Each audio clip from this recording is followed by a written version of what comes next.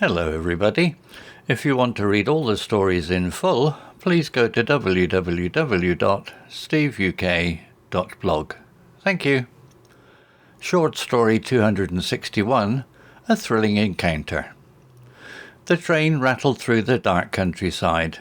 Outside, the trees seemed to reach for the sky, their branches like long ghostly fingers.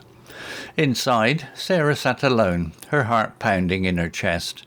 She had been warned about the dangers of travelling alone, but she had ignored the advice. Now, as she looked out the window, she wished she had listened. Suddenly, the train screeched to a halt. Sarah looked out the window and saw that they were stopped in the middle of nowhere.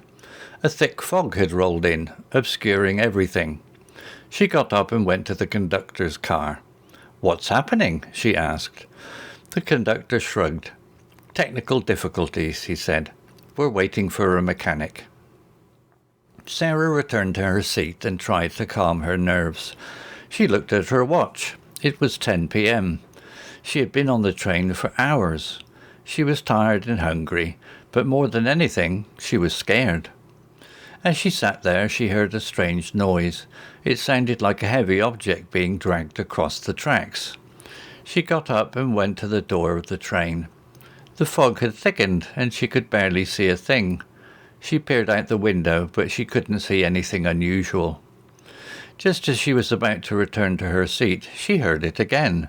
This time the noise was louder and closer. She looked out of the window and saw a figure standing on the tracks. It was a tall, shadowy figure that seemed to be moving towards the train. Sarah's heart raced. She knew she had to do something. She grabbed her bag and ran to the conductor's car. "There's someone on the tracks," she shouted. The conductor grabbed a flashlight and ran outside. Sarah followed him. They shone the flashlight on the tracks, but the figure had disappeared. They searched the area, but they couldn't find any sign of the mysterious intruder. As they returned to the train, the conductor turned to Sarah. "I don't know what that was," he said, "but I'm glad you saw it." Sarah nodded. She was still shaken by the experience. She had never felt so scared in her life. As the train finally began to move again, Sarah looked out the window at the dark, foddy countryside. She knew she would never forget that night. As the train continued its journey, Sarah tried to relax. She closed her eyes and tried to think of something else. But the image of the shadowy figure on the tracks kept coming back to her. Suddenly she heard a noise. It was a soft, rhythmic tapping sound. She opened her eyes and looked around. The train was dark and the only light came from the moon, but she could see something.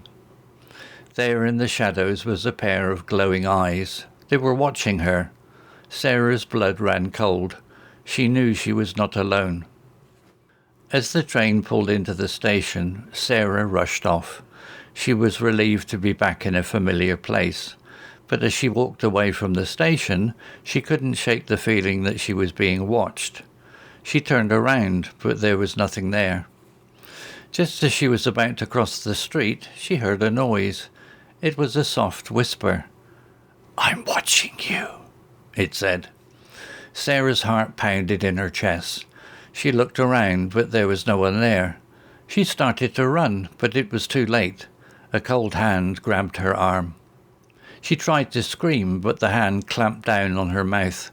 A figure dragged her into the shadows. She struggled to break free, but the figure was too strong. She felt a sharp pain in her side as something cold pressed against her skin. She realized that it was a knife. "Who are you?" Sarah managed to gasp out. The figure didn't answer. Instead, it simply tightened its grip on her. Sarah felt a surge of fear as she realized that she was in grave danger. Just as the figure was about to strike, a loud noise echoed through the night. The figure froze. Sarah took advantage of the distraction and managed to break free. She ran as fast as she could, her heart pounding in her chest. She didn't stop running until she reached the safety of her hotel. She collapsed on the bed, trembling with fear. She had never felt so terrified in her life.